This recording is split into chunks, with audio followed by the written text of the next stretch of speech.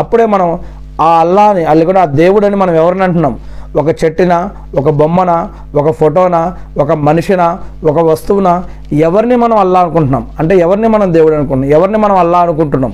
మరి మనం అనుకునే ఈ యొక్క సమాధులు, బాబాలు, ఈ యొక్క దర్గాలు అనుకునే మనకి వాటిని పూజిస్తే అది నిజంగా అవి మరి మన యొక్క ఆరాధనలు అల్లా వద్ద స్వీకరించబడతాయా? ఒక్కసారి మనల్ని మనం ఖురాన్ మరియు హదీసుల ఆధారంగా ప్రశ్నించుకోవాలి. మరి అల్లా అని ఎవరిని అంటున్నామో ఆయన్ని ఎలా ఆరాధించాలి? ఆయన్ని ఆరాధించాలంటే 3 రకాల పద్ధతులు ఖురాన్లో చెప్పబడ్డాయి. ప్రవక్త ముహమ్మద్ సల్లం గారు కూడా చెప్పారు.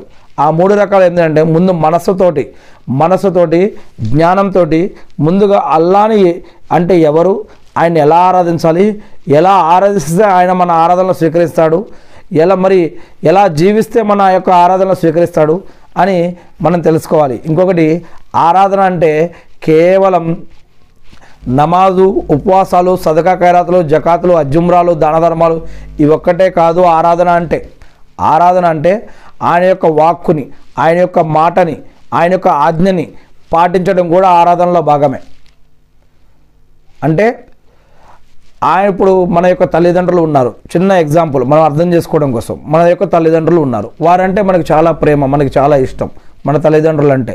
కానీ అదే తల్లిదండ్రులు వృద్ధాప్యంలో చేరుకొని అనారోగ్యంతో ఉండి మనకి ఒక 10 రూపాయలు ఇచ్చి, బాబు నాకు జ్వరంగా ఉంది, వెళ్ళి ఒక టాబ్లెట్ తీసుకురాని అంటే, లేదమ్మా నేను క్రికెట్ ఆడుకోవడానికి పోవాలి అని చెప్పేసి పట్టించుకోకుండా మనం వారిని వదిలేసి కనుక మనం ఆడుకోవడానికి వెళ్ళిపోతే నిజంగా వారి పట్ల ప్రేమ, గౌరవం, మర్యాద మనకి ఉన్నట్టేనా?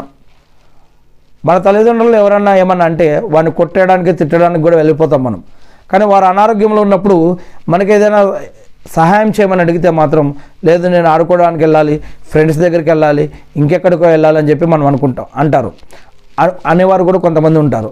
మరి ఇటువంటి పరిస్థితుల్లో నిజంగా వారి పట్ల ప్రేమ, గౌరవం, మర్యాద మనకు ఉన్నట్టేనా?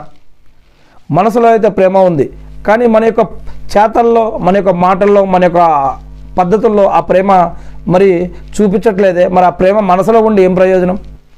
ఇక్కడ కూడా అదే, దేవుడి పట్ల భయం, భక్తి, గౌరవం, మర్యాద అంటే కేవలం ఆ దేవుడు ఉన్నాడు, నేను ఆయనకి నమాజులు చేస్తున్నా, మిగతా చేస్తున్నా, ఇంతే చాలా అనుకుంటే కుదరదు.